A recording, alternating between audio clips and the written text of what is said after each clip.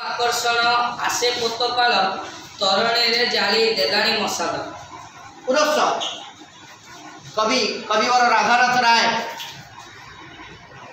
वर्णना करछंती चिलिकार से दृश्य। ताकर प्रथम दृश्य थिला आमे जो चिलिकार सायंतन संध्या पढुते, चिलिकार सायंतन दृश्य प्रथम दृश्य थिला मीनजीवी माने से माने घर को फेरुछंती, संध्या हे आसीची, संध्यार आगमन घटी। मीनजीवी माने गोटे कौशल प्रयोग करछंती, आउ से माने जाल पकई माछ धरिया चाहूँ से माने कौन करछंती, अंधार जेतु आसुची तेणु आलुओ दरकार, आलोक पाई से गोटे मशाल जाई देछंती, गोटे मशाल जाई देछंती बड़ आलोक, जहाँफल कौन हम सेटा चारिआडे आलोकित करेंगे। से डंगा भितर नाग भितर गोटे बड़ आलोक जाई देछंती। कहीं जानी कवि कहते खाली आलुओ देखा आलोक देखा ना, मीन आकर्षणे आकर्षण आसे पोतपाल, पोतपाल पोत नाब, पाल नाब को जी पालन करे नाविक। अनेक पिला गत परीक्षा लिखिच पोतपाल को पोकपाल। अरे पोकपाल कौन?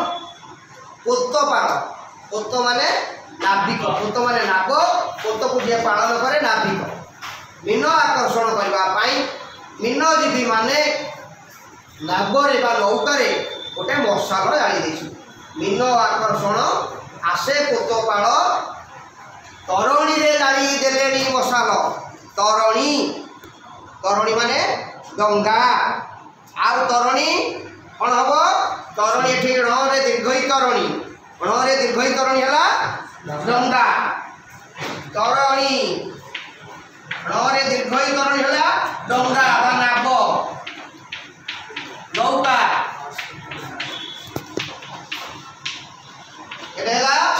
तरुणी हर्षई लगे सूर्य, तेणु तरुणी रे जाली देलेनी मशाल, डंगारे मशाल जानी मीन मान को आकर्षण करने। मशाल रे केमती आकर्षण है हमर भागवत लिखाई। अनल देखिण पतंग जेने धामंती उदवेग। निया को देखिकरी पतंग माने कीट पतंग माने खूब जोर आस ओह कौन गोटे सुंदरिया जिन देखा जमी तुम सब दशहरा जाऊँ सब मेढ़ देखापी ये सुंदर सब सजा साजसजा सेमती दीपावली जो साजसजा हो मनीष मैंने जमी जाऊँ दीपावली साजसजा देखा सेमती पतंग मैंने भी आसुँच कौन हो निआरे पोड़ी होगी मरुँच जिते आलुआ जलुची आलुरे लगिक पोड़ी होगी मरुँच। आलोकर आकर्षण पतंग मैंने जमी आसिक पड़ती सेमती आलोकर आकर्षण चिलिका गर्भरे नाग उपर जलुवा मशाल को देखी मीन मैंने आकर्षित हो आलोक को लंफ प्रदान करेंगे एवं से आलोक प्रभाव पोड़ी जली से नागरे पड़े एवं से नागरू संग्रह करेंगे माछ ओ माने नाविक माने अति सहज भाव। नेक्स्ट